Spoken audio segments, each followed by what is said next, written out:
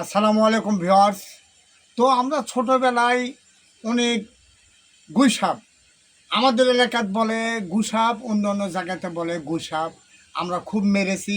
কিন্তু গুসাপ মারা ঠিক নয়, কারণ গুসাপে অনেক সময় এই যে মাঠে ঘাটে ঝোড় জঙ্গলে এসব জায়গায় ইঁদুর খায়।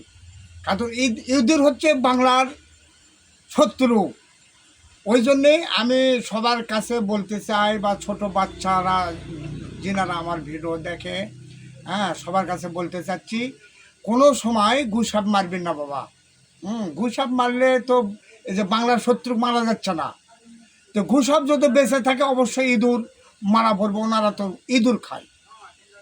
তো যাই হোক, আমি সবার কাছে অনুরোধ করতেছি, হ্যাঁ, কোনো সময় গুসাপ মারবেন না। গুসাপ আমাদেরকে ক্ষতি করে না, আমাদের খুব উপকার করে, কারণ বাংলাদেশে যে শত্রু তাদেরকে খায়। ঠিক আছে না? হ্যাঁ, তো যাই হোক, যদি ভালো লাগে ইনশাল্লাহ লাইক কমেন্ট শেয়ার দেবেন, তবে শেয়ার দেওয়ার বেশি চেষ্টা করবেন। ধন্যবাদ, ভালো থাকেন, আসসালামু আলাইকুম।